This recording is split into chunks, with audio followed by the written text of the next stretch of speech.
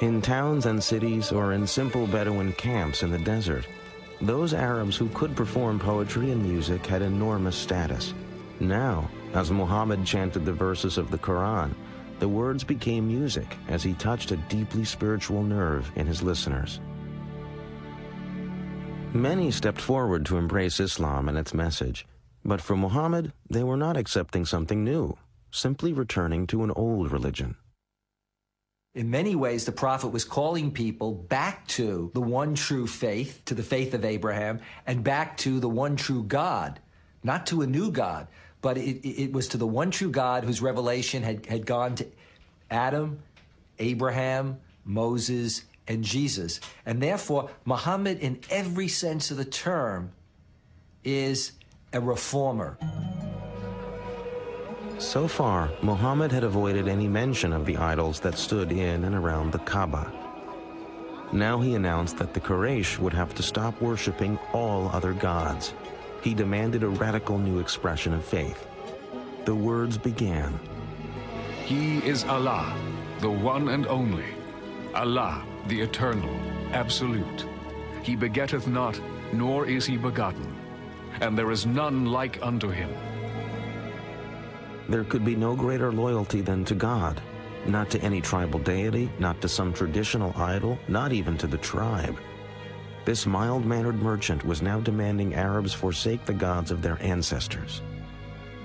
Their real identity was rooted in their family and clan and kin connections, because it was that gave them a position in the world. When Muhammad comes with a new set of religious ideas, or is trying to renew a set of religious ideas focused on monotheism, people whose ancestors had been pagans said, what's happened to our grandfathers, our great-grandfathers? And Muhammad had to say, well, they're burning in hell because they didn't believe in one God. This new commandment was to be called Islam, meaning an act of surrender to God's will.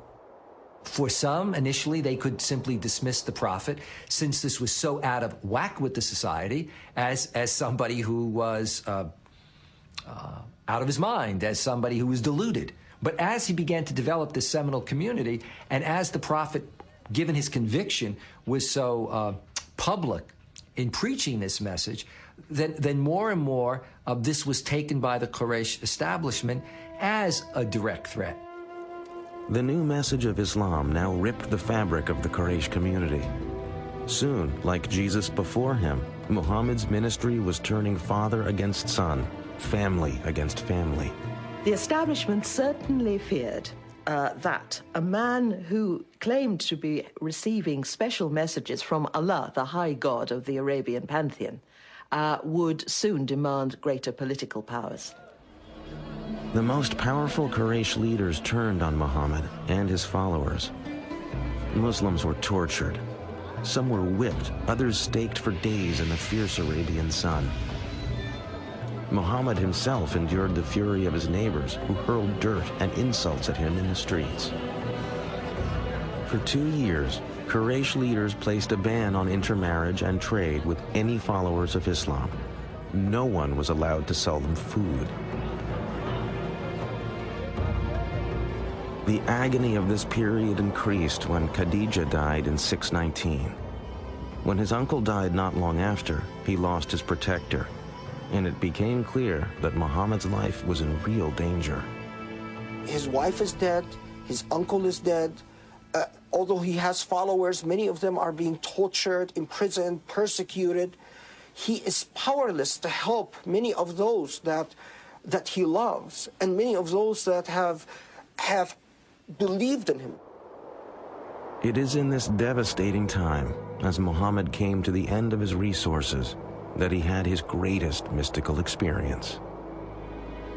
On a night in 620, Muhammad was again awakened by the angel Gabriel. The angel presented him with a winged horse-like creature that flew the prophet through the night sky to Jerusalem. There he was greeted by Abraham, Moses, Jesus, and all the other prophets. At last, the creature took him higher and higher beyond earthly space and time. Muhammad departed his physical body, and his spirit at last stood at the summit of the universe.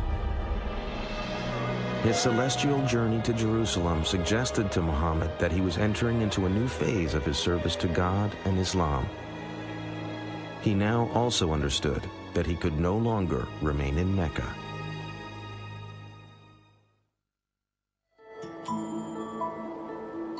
Over 200 miles to the north of ancient Mecca lay the fertile oasis of Yathrib.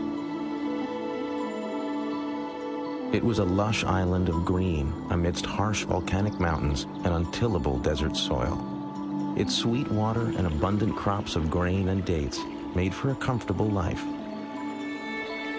But Yathrib was troubled. The tribes who lived in this beautiful place were locked in a deadly state of rivalry.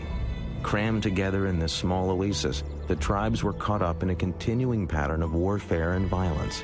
Something was needed to break the pattern. In the same year he had made his mystical night flight to Jerusalem, Muhammad met 6 pilgrims from Yathrib, making the annual pilgrimage, or Hajj, to the Kaaba in Mecca. He told the men of his mission and recited the verses from the Quran. The men were immediately moved by Muhammad's message, but they also saw in the Prophet someone who could mediate the stalemate of violence in Yathrib. They made him an offer. The citizens of Yathrib would submit to Allah. In exchange, Muhammad would become their leader. Muhammad was invited to a community that was in many ways divided and in disarray. And they basically invited him, saying that they needed a strong leader to come in and to organize and lead that community. Muhammad saw a chance to expand Islam in Yathrib. He also saw a haven that would protect him and his followers from persecution. He urged all Muslims to pack their things and leave Mecca for a new life. It was a dangerous undertaking, but the Muslims were willing to take their chances.